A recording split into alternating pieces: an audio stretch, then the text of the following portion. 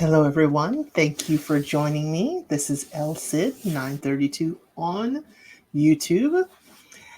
Thank you. We are on Grotesquerie episodes 3 to 4. Thank you so much for supporting the first video, which is episodes 1 and 2. And now it seems like they're dropping 2 episodes a week, which is exciting. I thought they were going back to 1. But they dropped 2, and when I tell you, they were exciting indeed. So please forgive me if this recording is longer.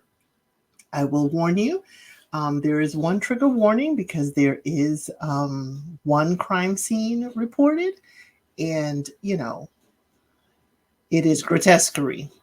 And as we defined grotesquerie before, it is when you use art and put it in a macabre way, in a very dark way, very darker than even the atmosphere I'm filming in. Just to let you know, I have no lighting on. This is simply the lighting from my television monitor to give this a very dark look, because this is a very dark series, but I do like it. It fits right in with October and the premiere of Halloween. So again, please like this video, share, subscribe to the channel, because we'll be doing this and so much more. There are some movies on Netflix that I'm considering also reviewing, and I hope you will join me along for this ride. So let's continue with Grotesquerie episodes 3 and 4. So we learn that the detective's daughter's name is Merritt. She's doing her introductory video for the reality show. Remember, it's My 1 Ton Life. And her mom is sitting there like editing, like, why you gotta say that? Why you gotta do this? Why is that curtain hanging up behind you? And keeps interrupting her and is clearly drunk. So she doesn't like the daughter's storyline about her relationship with food. She's like, why don't you tell them you had a perfect score in your SAT? Why don't you tell them that you graduated high school at 16? And the daughter's like, Mom, go. That ain't what they want to hear. They want to hear stories, okay? They don't want to hear that other stuff. So what goes on and continues to go on for the mother and daughter is that they keep kind of, having a banter, and the detective does leave. But before she leaves, there's a nurse figure walking behind the daughter, behind that curtain that the daughter has as a backdrop. And I'm like, interesting, because there's no nurse at the house. Then we cut to the detective is making her daughter a big dinner. Some kind of turkey, chicken, and duck is laid out raw on the table. The detective said, hey, this is tons of calories. This will help you gain the weight you want for your show. And the deal is, I don't talk about your eating. You don't talk about my drinking. And the daughter says, deal. Mama says, it should take you 3 days to eat this. The daughter's like, I'm going to do it in 2. Now, mind you, it is a whole turkey, a whole healthy chicken, and a whole duck. I don't know how she could eat all of that, plus sides. Apparently plus sides in 2 days. So before she starts, she says, okay, to seal the deal, pour me up a drink. I don't want my hands to dirty up the liquor bottle. I was like, detective. Ooh, that was a little snippy. So they cut to seeing the detective's hands and the meat on the counter. So you get an overhead shot of that. And it's all the raw meat, and she's handling it, and you are just like, yeah, I cooked that at home, but it don't look or sound like that. It sounds real moist, and you get to see the innards. Okay. I was like, okay, grotesquerie. Y'all are showing us how it could be grotesquerie in the kitchen too, apparently. So the detective, she sews up the turkey along the back, because apparently she cut it along the back. I've never seen that before. Y'all could say, I just don't know how to cook. That's perfectly fine with me. But I have never seen the turkey split down the back. It is open wide, and then it is stuffed. Okay? So the detective said that the turkey is engastrated. Now, if you're like me, I do cook in the kitchen, but I've never heard of engastrated. Apparently, that means that one animal is stuffed with another. So while this was a whole turkey, it was stuffed with the duck and the chicken and cooked for 3 hours. Because the daughter was like, I need a snack. This look good and all, but while we waiting on this, I need to eat. I was like, girl. Whew. So the detective sews it up, and I know my sewing from high school. She used a blanket stitch. She used a blanket stitch and she sewed that turkey all the way up and turned it over so it looked like a regular Thanksgiving turkey. I think the turkey was stuffed with a duck because later on she tied up the chicken as usual and put it all in the oven. So then we see them at the dining table. It is a beautiful wooden dining table and it is laid out for a Thanksgiving dinner, a feast. And it's just the two of them there. And the detective is drinking while the daughter is eating. There are sides, there are rolls. Oh my God, the biscuits was a mile high. Ooh, it looked really good. Whoever catered this, the food looked good. So the daughter says, hey, I want to know how you and dad met. And detective is like, I done told this, 1,000 times. And the daughter's like, tell it 1,001. So apparently the detective used to work at a restaurant that the husband visited with his students. Like about 4 or 5 students, they would have dinner with him regularly and she would serve their table. She loved serving their table. The students loved him and they were always a great time. He compliments her on how, warm and nice she is. So he stays later and they have a drink and talk. That's when he realized he's seen her on campus. And she said, yes, she's a pre-law student. So her father wishes her to become a lawyer, but she would rather administer the law rather than interpret it. So he asked her out, and then they were always together. Always together. He's cooking all the time while she's doing puzzles. And she's like, the last piece isn't as great as the first piece. And he's like, you enjoy all the pieces. Admit it. So he encourages her to become a detective. Don't follow your dad's dreams or your dad's dreams for you. Follow your own dream. I thought that was really, really nice. Courtney Vance, even though in most of the show he is a patient in the hospital, when they do show him on screen interacting, I love the way he and Niecy Nash Betts, how they interact. They are a wonderful couple in the show on screen. So she says that the drinking and her natural talent, she is hyper vigilant and sees everything everywhere. And she warns her daughter about falling in love because it can harden your heart when it fails. And the daughter is like, okay, is this all love or just romantic love? And so the detective deduced correctly that the daughter was asking, does she love her? And the detective said something that was quite strange, but I understand for the show. The detective said, most days I do, even when I can't, I do want to love you. So the daughter was like, forget this, stop the drinking. And the detective was like, stop eating. And they both look at each other and they reach for their vices. The daughter grabs a roll and the mother grabs the glass. I was like, that was a poignant scene because they took it from wide and you could see both of them looking at each other. It was beautifully done. The lighting and everything. So the next morning, a car rolls up and we hear the car rolling up and then the detective is standing looking outside, but the outside seemed so bright. It seemed unusually bright and just too bright to be real. And the hospital sounds are beeping in the background. And then all of a sudden she shoots something in the corner of her living room. We don't know what it is. Remember before she shot at someone, she pow-powed someone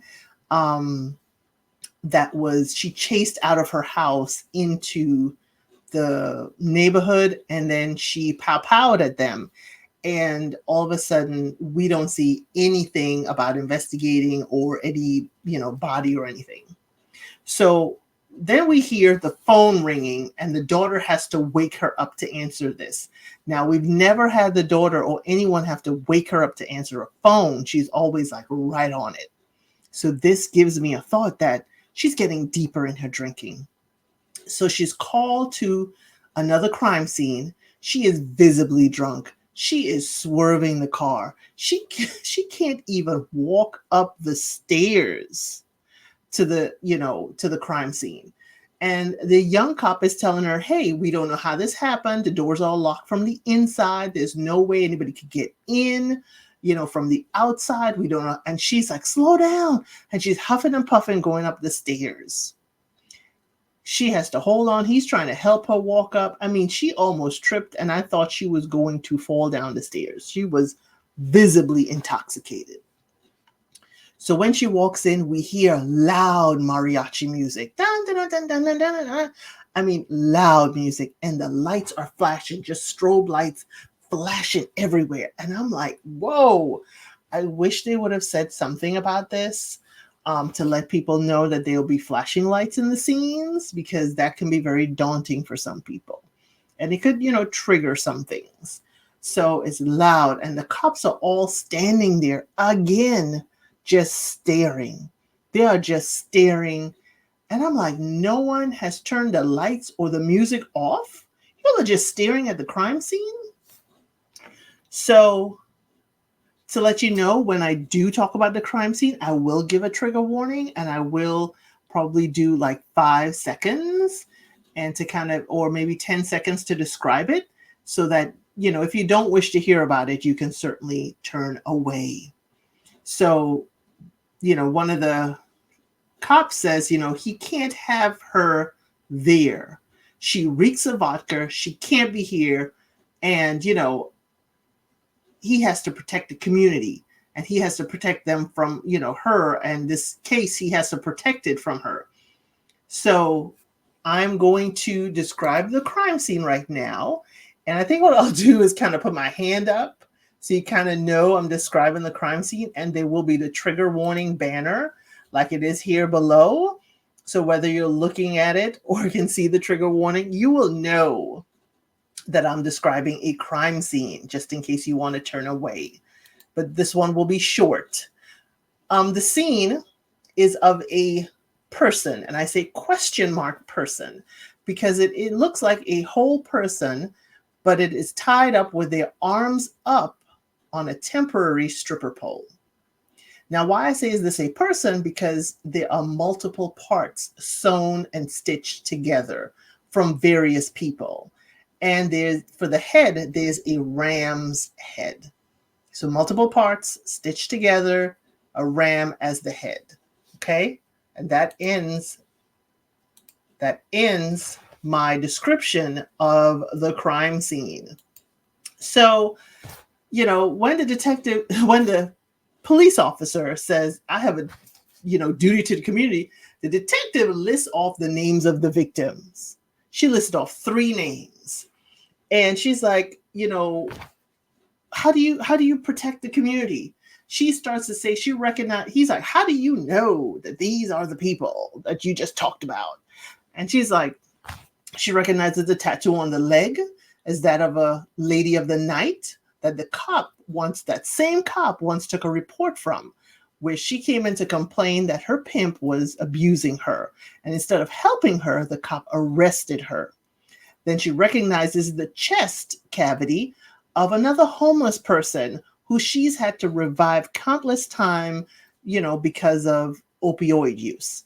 Then she recognized the other tattoos on the arms. Those limbs are those of a tattoo artist who had always asked the detective to pierce her or tattoo her. And the detective is like, you want me to leave for the sake of the community? You don't even know the community. I know the community. I was like, you tell him, even in your intoxicated state, which you should not be in at the crime scene. Thank you, detective. You still know the community. And it tells me the type of cop she was there. It seems like she was the type of cop that would be there even though she's arresting folks, she is still trying to help them. And she said countless times she took that tattoo artist to rehab. So it seems like even though she was applying the law, she was still well liked in the community. So she's saying that this unaliver is out there, and after this type of action, he's got to be tired because this is three people and this is putting things together, you know, the way the crime scene is, and it is going upstairs. So he's got to be slow because he is tired, and this is what they will use to catch him. So the detective goes and apologizes to Jack, who's the cop. She, totally trashed in the beginning. And she's like, no, I take it back, but stop pouting. And then she walks unstable. She is like leaning, walking outside, walking to the exit. I'm like, girl, you can't give him such a good dressing down, and you can't even stand and take your good exit. So the nun is waiting at the police station next, and the detective, brings her in to review the case with the chief, another detective, and that same cop, Jack. Jack is like, why is this sister even in here? So, detective, and I realize it's Tyrone, not Tyrone, like I said before, says, the nun is bringing a different perspective and fresh eyes because they're kind of disillusioned. So she's like, sister, you have the floor. Preach. Preach to the people. So the nun says this unaliving is an art form for the person. So the detective, after her spiel, says, look at a surgeon. Look at someone who knows how to sew and who knows her, that they're taunting her. And Jack, the cop, is like, why would you think it's about you? And the detective is like, she's helped all these people, all these ladies of the night, all these detox folks. She has helped them and helped put them on the right path. The nun also says that this person hates the act of intimacy. So the detective, says, find the source of the thread, find the needle, how did he get these pieces here? And there's a spotlight on her while she's rambling. There's a bright spotlight, like a Broadway spotlight on her face. And the nun comes and walks her out. So meanwhile, while she's gone with the nun, Jack the cop and the other detective, very young lady, says, tells the chief she needs to go. This is going to be an internal affairs nightmare. And the chief is like, yeah, but so Jack is like, this is an IA issue. And the other detective says, yeah, it's really an AA issue. And she reeks of vodka. So the chief says, y'all are so quick to get rid of her. But she's right. She's like, her husband is in a coma. And, she is Lois Tyron. And she has closed more cases than any of them in this precinct. So show us some respect. I was like, there you go, chief. You better say something for your detective. Show her some respect. But she still got a drinking problem. Okay. So at the church, the priest, remember the flamboyant priest we were talking about before, with the red shoes at his pulpit, he is dressed, he is dressed as usual in his usual garments, but he's addressing a bishop, Mother Superior, a couple of the priests, and someone in a suit. I don't know who that person in the suit is. I'm guessing he's a lawyer, but we shall see. So they want the paper to lay low for a bit, and the priest disagrees. His name is Father Charlie. He disagrees, and he wants the paper to keep on going and do more. And I'm wondering, is Father Charlie the, perpetrator? Because it sounds like a perpetrator who wants the spotlight, who really wants people to know the crimes he's committing. So he says, hey, the paper's making a profit. The nun, Mother Superior, says it's distasteful. And the priest says, the church has used and capitalized on fear before. They have burnt, WITCH, yes, witches at the stake. And, folks have run back to the church when they do that. So this is kind of like that, letting people know they need to run back to the church. So the suit don't know his name. Suit says, donations are up, attendance is up. So the priest is like, we need to publish more, we need to do more. And the suit says, yeah, but the language. And the priest, Father Charlie says, the crimes are, he mentions the crimes and he relates them back to the Bible and how they can use it and say it on the pulpit. And he's standing there and he's giving like a sermon, like basically this is how you need to preach it to your parishioners. So he said, if the church doesn't modernize, it will perish. We need to do things like spin class for the faithful. I was like, what? Then he goes on to say, OnlyFans for the God-fearing. For the couples of faith, there should be an OnlyFans for them. What? Father Charlie, are you... I don't mind modernizing the church. Full disclosure, I went to all-girl Catholic school. I understand the church quite a bit. But Father, there's modernizing and there is taking a deep left turn. Okay, but spin class for the faithful? Okay, I can give you that. But OnlyFans for the married couples? Come on now. Then we see the sister, Sister Megan. She is typing and she calls Father Charlie, and he is in the church. He is in the church in his lace see-through vestment, okay? Because usually they wear a white vestment and then this white lace over it. But he's only wearing the lace vestment, no shirt, and his assless chaps, okay? Picture it, his leather assless chaps. And he is spinning and twirling around going down the aisle. I was like, what is going on here? What is this part, Father? What is this? This is, dancing in sin? I don't know. I don't want to know. So she calls to ask if she should really publish this graphic information. And he's like, he asks about the suspects and she shares it. And I'm like, why are you still sharing the details, sister? I am suspicious of Father Charlie. So he talks about he knew a medical professional back in New York who did the same kind of crime, except for people who were members of the Rainbow Coalition. And then he says, while he's speaking of the crime, she is blushing and twirling her hair and listening on the phone. And I'm like, sister, you're sliding down. You're sliding down a wall, okay? And he asked her to bring the article to him in 1 hour for him to sign off on it. So she arrives, walks up the stairs, and he tells her to come into his room, and he's only wearing a towel. Yes, I said, Father Charlie's only wearing a towel.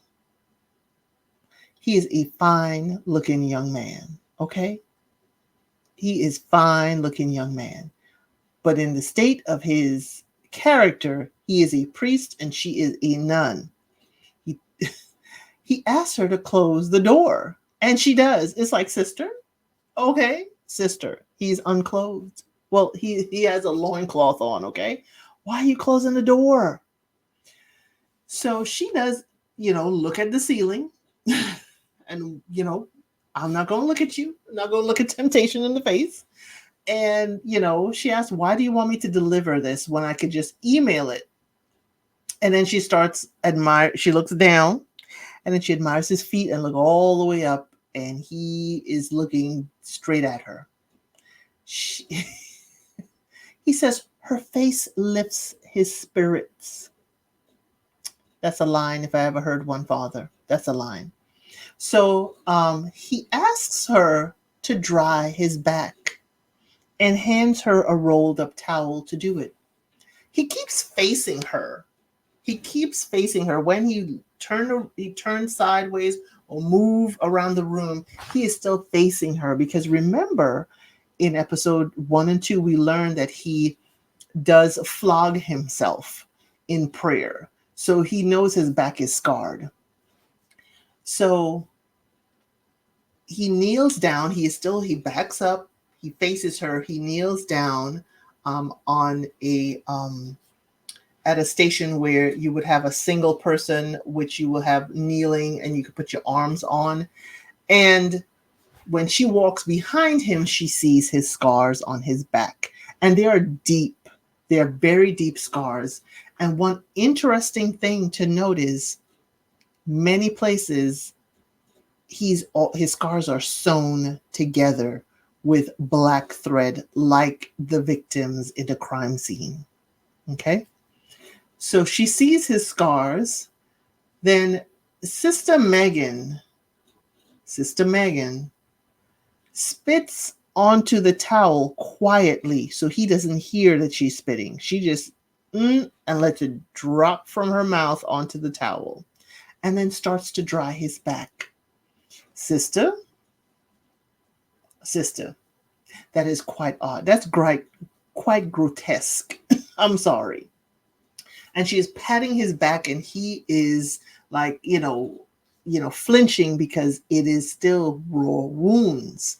So they are both then all of a sudden panting heavy panting while she dabs his back. And then she starts pulling his hair. And when she starts pulling his hair, she puts her head by his neck and starts sniffing his neck. Then she puts, I'm sorry. She puts 2 of her fingers in his mouth and kisses his face and neck, and they are both breathing quite heavily. He says, "No, we can't do this." And then he has to yell no to get her to stop. And he preaches to her about sins of the flesh. She is horrified. She runs out of the room and runs down the hall. But as she's running, she is, flaying from side to side, from wall to wall. And it looks like something is like grabbing and pulling at her. And then she falls down by the stairs and she is screaming and foaming at the mouth. I'm like, what is going on here? I thought, Father Charlie was a little odd. What is going on here? I can understand her, crying, sobbing, falling to the ground, crying, but she is screaming like this is the Exorcist, screaming and foaming at the mouth.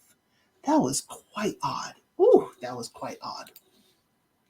So we go to the hospital and the detective shows up and the nurse Red is again administering to her husband, but she can only see the back of the nurse. So she thinks the nurse is still handling her husband inappropriately. But the husband is actually bleeding and the nurse needs help. And she's like, "Get over here and help me." And the detective's like, "Well, don't you have staff to help with that?" She's like, "This is your husband. Come over here and help me." Well, apparently the husband has some bleeding bed sores. And, the detective is kind of chastising the nurse. "Why is the first time that y'all are noticing this and not taking care of it?" The nurse is like, "'Cause we take care of him while you drink yourself to oblivion." The nurse proceeds to sew up his bed sores. And I'm like, Nurse Red is another suspect.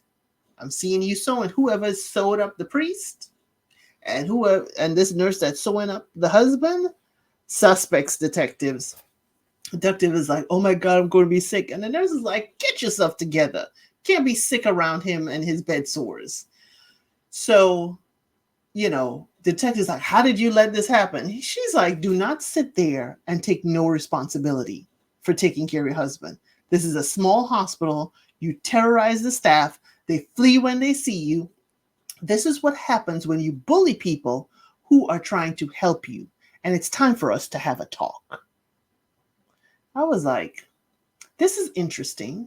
So the detective helps those in need in the community, but she's bullying the hospital staff when she comes to see her husband. So is she making judgments as to who deserves her help and her good personality? I wonder. So the detective and the Nurse Red, go for a chat in the cafeteria. And the nurse slides some papers to the detective and says, "I want power of attorney over your husband and his care." What? I was like, you do not look at someone and say, "I want power of attorney over your husband." How do you fix your face and do that? So the nurse says it's because, she cares more about the husband than apparently the detective does. She said, just let him go, or just check into the hospital rehab. It's 28 days where you will dry out and you could get back to solving your little cases. So detective keeps on saying, no, that's my husband. Nurse is like, no one can say you abandoned him. I'll take good care of him. I have resources. Then when the detective keeps saying no, the nurse pulls out another card out of her like little deck, metaphorically speaking, and says, I can get a court order. And you can be deemed unfit and incompetent. And once that happens, you can lose your job. So sign this or you can lose more than just your husband. And the detective kind of kicks a chair out and walks out the cafeteria. I'm like, how do you have the nerve to tell me I need to sign my husband over to you? It's like the nerve of her. Woo-hoo. So the detective walks out and she goes to, a hallway that's kind of a little open to the garden area. And she pulls out her cigarette and somebody lights it for her before she finds her lighter. And the person is sitting like a little ways away. So it seemed very odd that it's lit. But by the time she looks, the person is like about 5 feet away sitting on a bench. Plus, the lighting is very bright again. So I'm like, something is a little off and odd with this scene. It is an orderly named Ed, okay? Or someone dressed like an orderly. So he flirts with her. She flirts back with him. And, she invites, him to go with her if he wants to leave with her. And he said, yeah, but only if I get to drive, because she shouldn't be driving since she's intoxicated. He says she's either oddly beautiful or beautifully odd. He doesn't know which one yet. She says it's like heaven outside. And he's like, but we're not allowed out there. I find that quite fascinating. Remember, this grotesquerie has a religious context. So anytime they bring up something with religion, it piques my interest. So while she says it's like heaven out there in the garden, he's like, we're not allowed out there. Is it the real heaven or is it just the garden?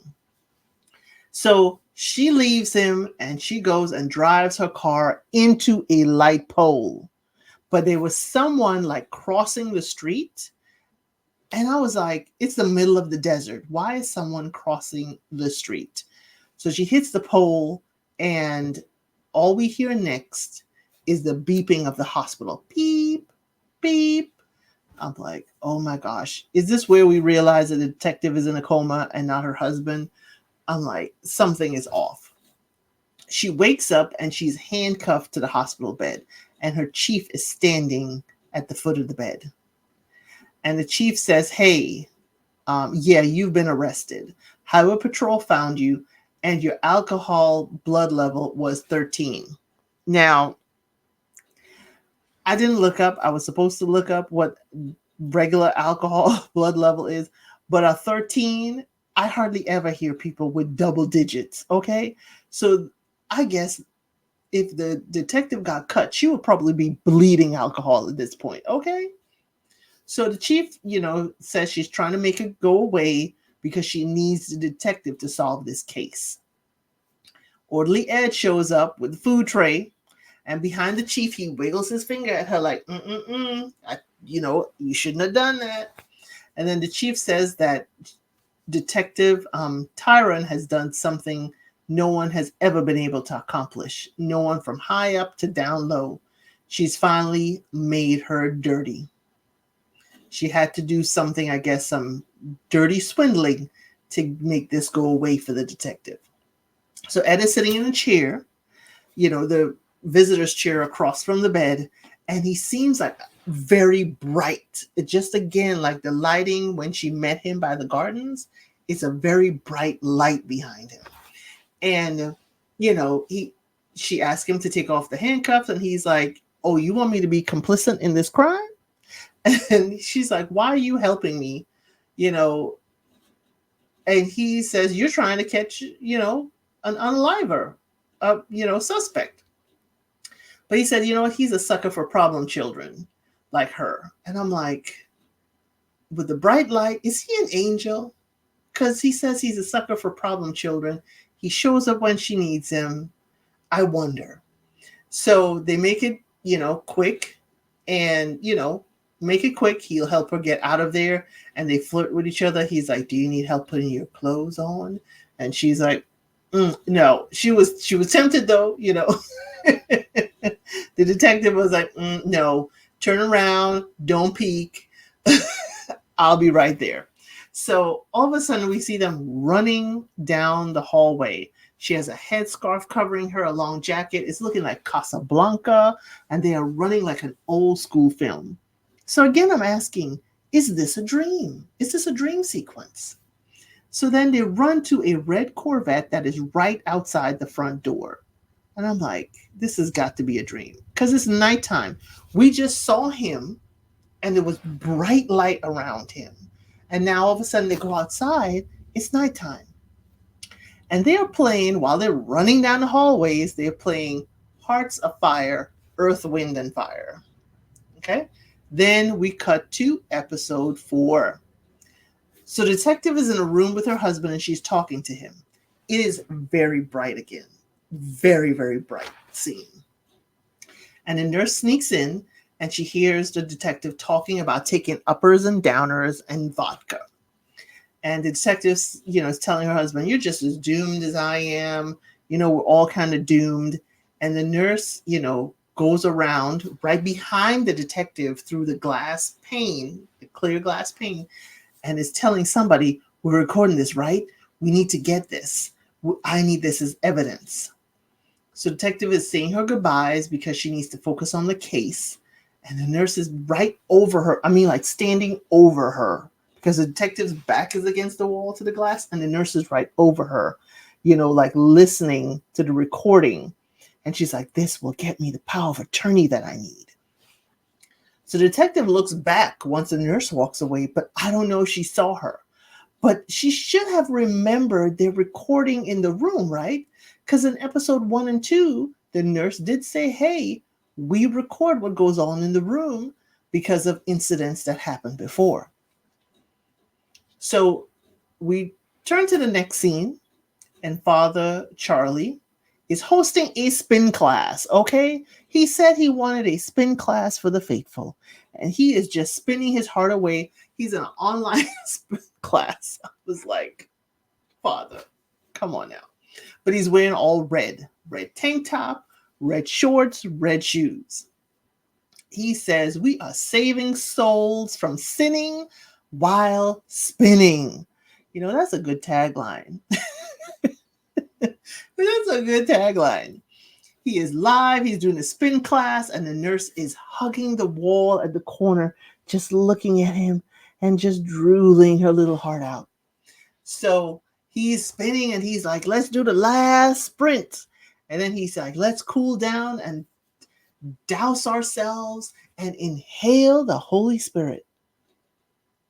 He's doing all this and then pouring water on his face and chest and red tank top. "Father Charlie, I see you. You're a good-looking man. You're a very good-looking man. And you are using that to kind of compel people to follow and come to you." Okay? So he ends the spin class with a loud clap and an amen. And sister runs away. And he hears her run away. That was quite interesting.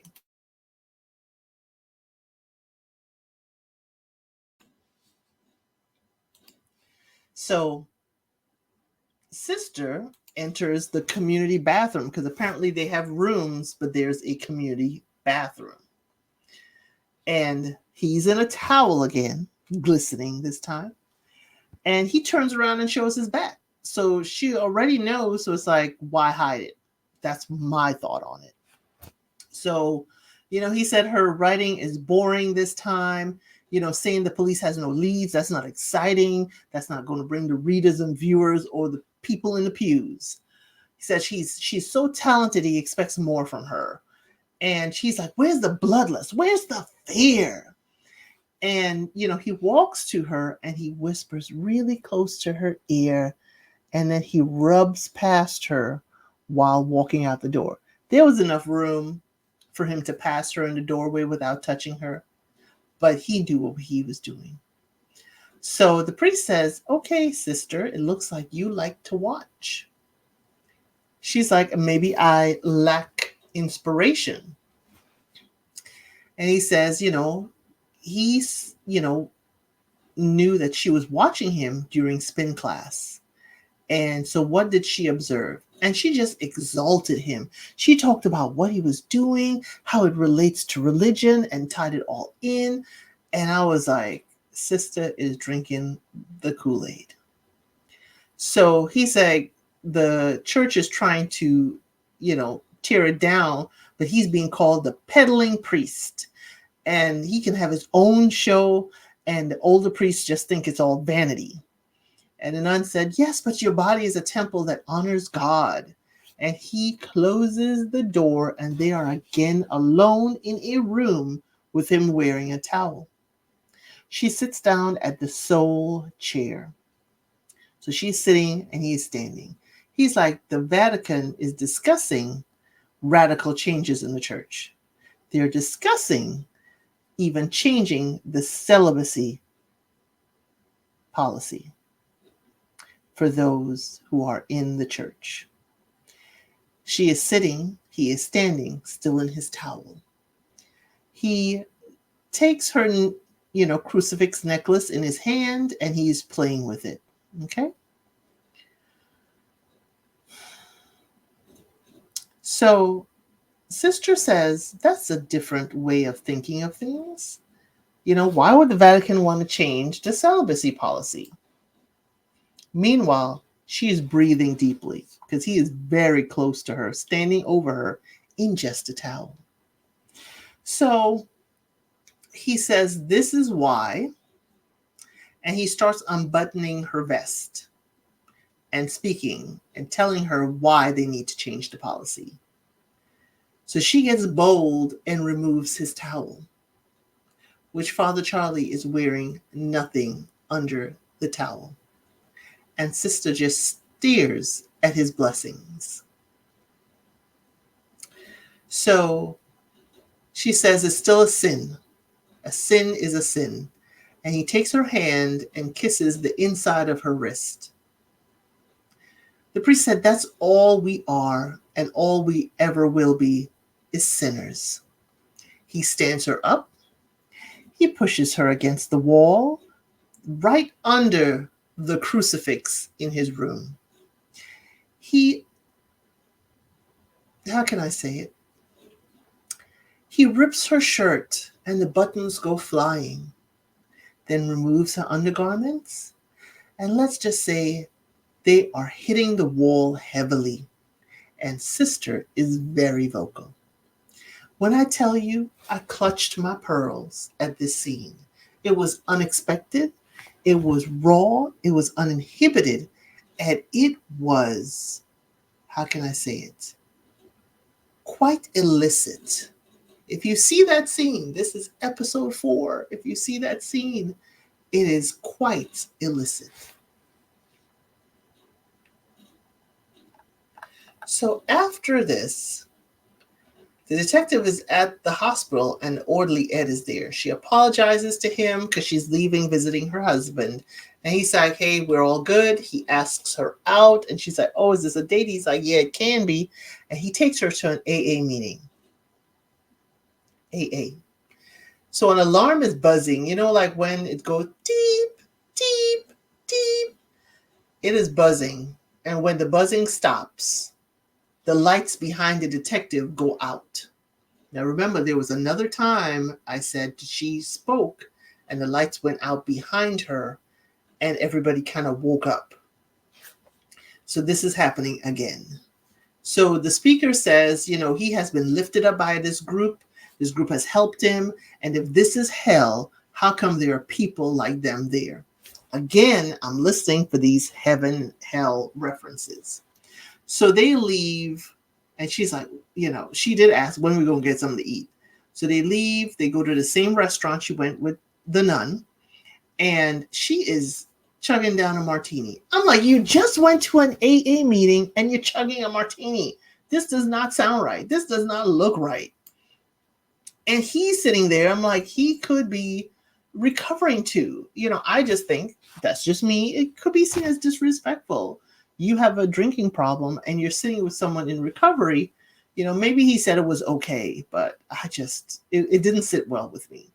So, he tells her his story about he was skiing and had a major accident while drunk. And what made him stop is he missed his dignity and stopped drinking. He said he had to find stuff to live for and told her, don't lose your dignity, and then drops her home. She says she can't invite it in. He says, yep, he knows about her daughter and calls her Lady Lowe because her name is Lois Tyron. So detective enters the house, grabs a glass as usual, like she's going to grab a drink, but she puts it down. She doesn't have a drink, but she lights a cigarette and she calls Sister Megan. So the detective and the nun enter the church. The candles are all lit, in the sanctuary. It is absolutely beautiful. Wherever this scene is set, if it's a real church, it's absolutely beautiful with these candles lit. So the detective, notices that the nun is nervous. She's like, what's wrong with you? You okay? Sister brushes it off, says, it's the case. We haven't found anything. And, most cases go unsolved and, patients die alone every day in hospitals. Don't be naive. And I'm like, sister, you are getting weird. So the detective goes to the confession. Sister had said, hey, the father's okay doing this for you, talking confessional. So this was a very interesting scene. The detective and the priest are in the confessional, and she's like, what the hell? What do I do in here? So he's like, it's okay. It sounds like your first confessional. And she's like, yeah, but it's really, yeah, whatever. So he says, what happens in the booth stays in the booth. And the detective offloads on him about everything. And she's using a little bit of profanity because he's like, it's okay. So he said, God forgives as long as we, and she's like, is God listening? And this is a very cool scene, if you could see it too, with the priest and the detective. She's like, is God listening? Something old and hellish is here. And darkness is hanging in the ear even on a sunny day. It feels like God has packed up and left. So the priest is like, so what if he did? What if he did? What if Big Daddy left? And I was set aback by that. The priest was like, what if Big Daddy left? I was like, Father Charlie, you were just with Sister Megan, ain't you Big Daddy? But anyway, let me leave that alone. So the priest said, what if God did pack up and leave? What if Big Daddy left? He's like, we have the codes in the good book, and maybe he's telling us, figure this stuff out ourselves. Detective said he didn't just leave. He left the keys to the candy store with the devil. Ooh, interesting. And Father Charlie had nothing to say to that. So detective goes home and her daughter ate out everything. I mean, she ate a whole bunch of food and left a mess all over. So the daughter says, I got the box to open. Remember last time there was a box at the crime scene that didn't seem like it could be opened. So the daughter said it was like you have to know the coordinates or you have to know something in sequence to even get it to open itself. So she got it open. There's a roll of paper in there, like a piece of a scroll, and their coordinates. The detective immediately calls the sister and, they head out. So not they head out. She calls the sister, then she calls Ed, the orderly. And while the phone is ringing, he is standing there doing Tai Chi, going through a workout. And she's like, hey, I need a favor. I know it's a crack of dawn, but I need you. While we're seeing him listening to her, message, because it's an old school machine, it beeps and you can hear the person speak while it's recording. We see a close-up of his necklace. And I couldn't look. I tried pause, but it looked like the Archangel Michael or Archangel Gabriel. And I think I saw Michael on it, but I couldn't zoom in, fast enough. Or even when I paused it, I couldn't quite zoom in. but it definitely was an archangel style piece. So it lends credence to me thinking he could be an angel. So the daughter asked, why is Ed here? And she real snippy. It's like, are y'all doing it together? Is he gonna spy on me and report back to you? And the detective's like, he's here to protect you. There's something going on, and I don't want you here alone. He works at a hospital protecting your dad. Daughter ain't convinced. She's like, I still think y'all together. I still think y'all sing together.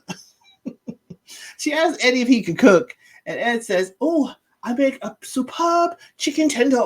And he says it with a French accent. He talks about sauces, dipping sauces, like if it is French gourmet meal. It was a funny scene. He says, are there any house rules he would need to enforce? And the daughter is like, enforce on who? Exactly who? So the detective drives to the location with Sister Megan, and talks about good times. And she always wondered why they prayed to a white Jesus on good times. They were driving a long time, and it seems the scene is kind of overly bright again. But we learn later on why it's so bright. So the nun starts to sing, I don't know why I love him. I don't know how to move him. Then the detective starts singing along. And at first I didn't know what the song was, but it was a song from Superstar. And Sister said that she once sang that for her audition. She actually auditioned for Juilliard, but the church called her, and that was a stronger calling. So this sister goes on to say that the song is about Mary Magdalene, a woman of ill repute, and she didn't know how to love Jesus or why she loved him when he was just another man in a long list of men, but their souls, it sounds like, they were singing okay, let me repeat this. Even though the song is from Superstar and it talks about Mary Magdalene and her love for Jesus, Sister singing the first verse, I don't know how to love him. I don't know how to move him. He's one of many men. He is just a man. It sounds like the nun's experience with the priest. On the other hand, the next verse is like, I don't know how my life got here. I don't know how this is me now, and this is what's happening to me. The detective was singing it, and it sounds like her struggles with alcohol, her family issues. It sounded like her story. So it was a very interesting song that fit. At first, I thought it was an original song for the show, but I'm glad they cleared it up in the scene. But I was thinking, you didn't tell any of the other cops you were going, what the location was, what this evidence was. Your daughter handled the scroll. It could have had fingerprinting on it. It just seemed a little suspect to me. So all of a sudden, Sister Megan is like, this feels like a trap. It feels like a fool's errand and a setup. It's like a horror movie. Everybody's screaming, don't go down the stairs. And the main character goes down the stairs. So they stop, and it's really smoky because, detective said it's fire season in the desert. There's a big hole in the ground at the side of the road. And the nun says, he is in, it seems like Grotesquerie, the actual suspect, is in the darkest place, cut off from God, and the relentlessness of his abandonment. So the detective's like, how do we have a fire pit out here that's just burning? And it's huge. When you see the aerial shot of it, it is a massive pit.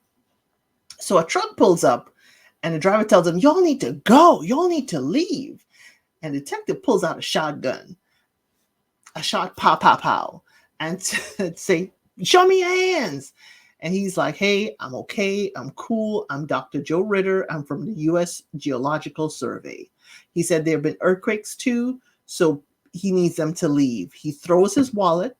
Sister does check his ID. He checks out, and he said this is a sinkhole, and it's over a natural gas deposit, so it is not safe with these earthquakes happening too. He is there to keep folks away. So the doctor says, no one knows about this yet, so why are y'all out here? Detective said, have you seen any others? He's like, only a car or a pickup was seen before. He said the natural gas here is worth billions.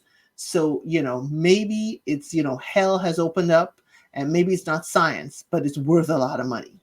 The detective expressed that she didn't know that there was any natural gas out here. So I'm like, how does Grotesquerie know? Why is he pulling them out there? Is it to show them natural gas issues? What is he doing? Or is it like the nun said, it's a fool's errand to get them out of town? So they're driving back, and there's a televangelist on the radio just preaching really loudly.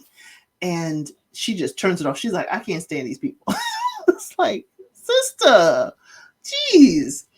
She sees a man while she's talking and saying she can't stand them. She's looking off into the distance. She sees a man standing in the desert, and there's fire all around his feet.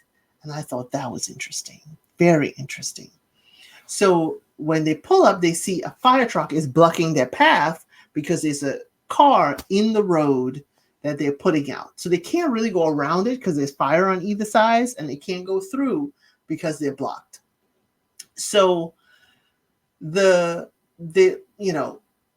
decide to turn around, and on the way back through the fog, it looks like we see her car accident. It looks like it's her car in front of a light pole. And it's like, is this a dream sequence? Is this happening? So she stops by a gas station who's playing an ominous song. And, the detective is pumping gas. And I'm like, there's fires around. I wouldn't quite be pumping gas, okay? So she walks in. There's nobody there. She puts a $20 bill on the counter. And then she sets a snow globe on it. And the snow globe depicts the Last Supper. If you remember, for those who listened in on the crime scene description last time, the Last Supper was depicted by using victims. And they were all propped up to present the Last Supper in the last Grotesquerie image. Now, a dog comes up to the detective once she walks out the door and kind of leads her around back. And she just follows the dog through the smoke. And I'm like, detective, okay. She sees a man using a pickaxe to the ground. And I'm like, why is he using a pickaxe? There's natural gas pockets. He could, blow something up. But of course, the Dr. Ritter said no one knows about the natural gas underground in that area. So the stranger guesses, she's like, hey, you must have dogs because you just followed her and she likes you. She only likes women with dogs. So he says he's creating a fire line. And, the detective is like, this, all came out of nowhere. And he's like, no, everything comes from somewhere. And I was like, let me write that down, because that seems to be a line for the Grotesquerie. Everything does come from somewhere. She just has to figure out where Grotesquerie comes from. So he said the burning is depleting the ozone layer. It's too late to turn back, and there's no way around the fire. The only thing they can do is improvise, adapt, and overcome. You got to go through the fire. Heat rises, so always get to low land. I was like, ooh, interesting. He says she has a car and will survive. And detective says not everybody will survive. And he's like, no, not everybody. But there's, nowhere for everybody to run away to. He gives her his fire first aid kit with a fire-resistant blanket and a whole bunch of other things in it. So Sister Megan is in the car and she's watching the peddling priest. Father Charlie's spin class. She's watching him and he's like, yeah, let's go, people, let's go. And when the detective walks to the door, she drops the phone and flips it over to hide it. And detective says, how are you getting a reception out here? I'm like, I guess the good sister downloaded that spin cycle video, huh? Okay. The nun, Sister Megan, is reading the fire safety blanket information. And, the detective says that she promises to protect her. Sister's like, this is all her fault. It's because she has sinned. And the detective is like, oh, your sinning is you drooling for Father Charlie? You're having impure thoughts? And Sister's like, not just thoughts. She admits to the sin of adultery of the church, which is the highest form of adultery. And Douglas says, that is a man in power in a place of authority, and he took advantage of you. I know about these things. And the sister said, no, she did want it as well. So the detective is like, forget about this. Forget about that part. But you think a fire is because of you and your sin. So the sister's like, no, I don't think it's all of it, but I think it is a part of it. And she asked the detective, Lois, have you ever committed the sin of adultery? Before the detective can answer, the nun yells, stop! And Lois stops the car. And before she can answer, they're just looking straight ahead. There's a very bright light in all the smoke and fog. And a woman is standing there with a hand up. Well, you can't tell it's a woman at first. All you can see is someone standing and their hand is up, kind of like looking in the distance, because you could barely see in front of you. So the person runs to the car, jumps in the back, and it's a woman in just her underclothes, her undergarments. And she says, go, go, he's coming. And the nun is like, who's coming? And the lady just yells, go. And the detective mashes the gas and just peels off, driving into the smoke and smog. They can't see anything left or right. And they start playing David Bowie's Let's Dance. And that concludes episode 4. Whew, it is so exciting this week. There is less crime scene. There's only one crime scene this week. But there's so much to unpack in these episodes. Looking at the church and them using this to create fear, and using this to get parishioners, using this for their spin cycles. The peddling priest is pretty funny and cool. For the detective, finding out that this nurse wants, power of attorney over her husband, asking her to abandon him. Finding Ed, this orderly who could be an angel, but I'm not quite sure. He's always helping her. But is he helping her for her? Or did Nurse Red, I just thought about this. What if Nurse Red is putting Ed in a position to gain more information from her so she can get the power of attorney and more evidence? Interesting. It's good to know that the detective knows the community. But the thing is that while she's helping the less fortunate, I don't think she has much patience for those who are not less fortunate, which is an interesting take. They don't show us too much about the previews for the next time. We just see the sister and priest at the diner again talking, and we see flashes of other scenes. So I'm not quite sure how it pieces together. But I wish to thank you. Thank you for joining me here for Grotesquerie episodes 3 and 4. Please like the channel, share, and subscribe. Leave me a comment. What do you think?